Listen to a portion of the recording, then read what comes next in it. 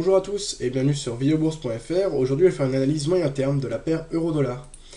La dynamique de fond était baissière, donc précisément depuis fin 2009, donc depuis décembre 2009 jusqu'à début juin 2010.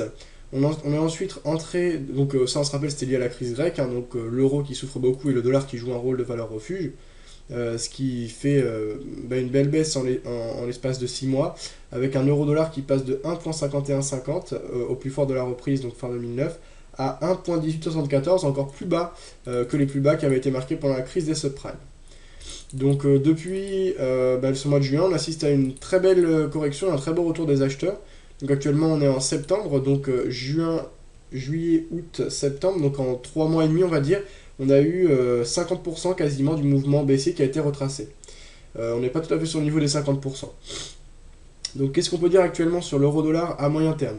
Eh bien là, on peut vraiment considérer qu'on n'est plus dans une dynamique de fond baissière et qu'on pouvait penser jusqu'au 38.2 à une éventuelle phase de consolidation, de correction avant la reprise du mouvement. Là, on entre dans une vraie phase de correction de la dynamique observée. On a franchi les précédents plus hauts aujourd'hui. Donc ça avait été les plus hauts qui étaient marqués à 1,3335 et qui avaient été marqués le 6 août dernier. Actuellement, la prochaine résistance semble être la zone des 50%, qui se situe aux alentours des 1,3510. En dessous de ce niveau, il n'y a pas de zone de résistance majeure, donc techniquement, il n'y aurait pas de seuil de retournement, donc je pense qu'on peut rejoindre ce niveau.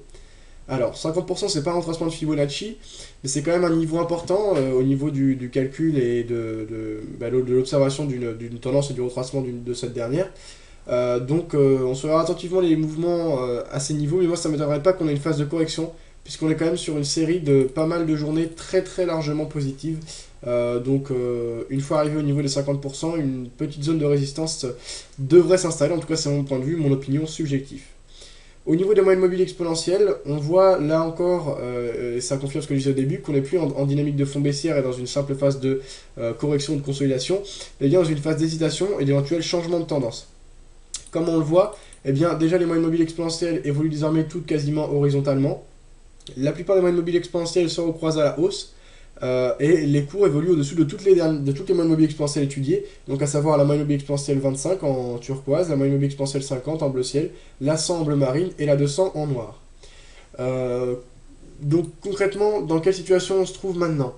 Le dernier point d'entrée intéressant pour jouer les breakouts et pour jouer le suivi de tendance, il me semble que c'était ce matin, d'ailleurs je l'ai pris sur mes différents comptes court terme, lors du franchissement des 1.3335, environ 1.33, pardon, un peu plus que ça, 1.3337, voire 1.3340. Je ne vais pas zoomer, mais précisément, par exemple, si je prends mon compte court terme, je suis sorti de la position acheteuse sur l'euro-dollar, et donc ça s'est passé ce matin, et je suis rentré à 1.3334. Voilà. Pour jouer les breakouts, il n'y a plus grand chose à faire, donc pour jouer vraiment le suivi de tendance, je pense que c'est un peu tard. L'idéal maintenant c'est d'attendre des phases de correction pour essayer d'entrer à bon compte dans le cadre de positions à court terme. À moyen terme, comme j'ai dit, le mouvement peut se poursuivre jusqu'à 50%, donc pourquoi pas encore rentrer long. Ce ne sera pas l'idéal, hein, l'idéal c'était de jouer encore le breakout de ce matin. Maintenant il faut attendre d'être sur une zone de résistance intéressante et d'effectuer une phase de rebond afin de prendre une position acheteuse sur phase de rebond, donc dans le cadre d'une stratégie de suivi de tendance.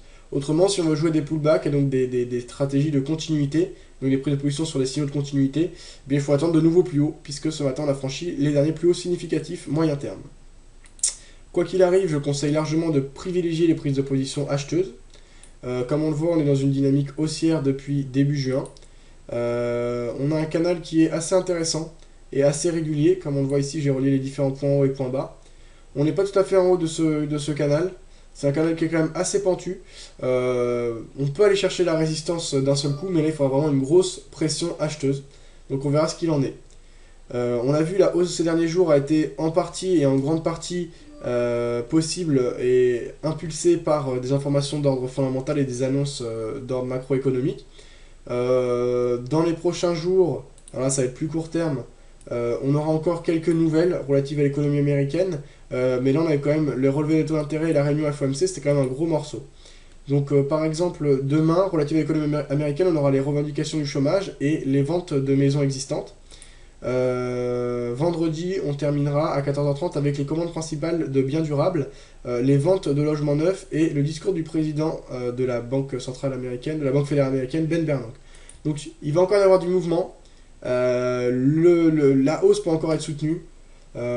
Pour conclure et pour résumer, je suis haussier jusqu'à la zone des 50%, soit jusqu'à l'approche des 1,35.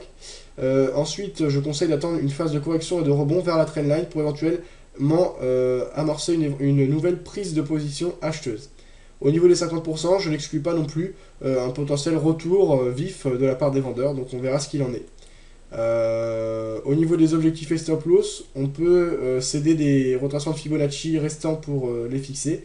Par exemple, aller chercher les 61 points qui se situent à ce moment-là aux alentours des 1,3890. Donc on placerait son objectif un peu en dessous, par exemple à 1,3850. On pourrait placer son stop loss en fonction des zones de support qui apparaîtront les prochains jours si il y a une zone de résistance qui est très probable au niveau de la zone des 50%, donc en plaçant son stop loss juste en dessous des petits plus bas qui seront marqués. Ça peut être intéressant et ça peut permettre de respecter un ratio gain-perte important, ce qui est plutôt judicieux dans le cadre de prise de position sur franchissement de seuil technique important. Voilà mon point de vue sur l'euro-dollar, donc clairement haussier, avec des conditions précises tout de même pour prendre des points d'entrée et ne pas entrer n'importe comment dans la tendance. Bonne journée à tous et à bientôt sur videobourse.fr.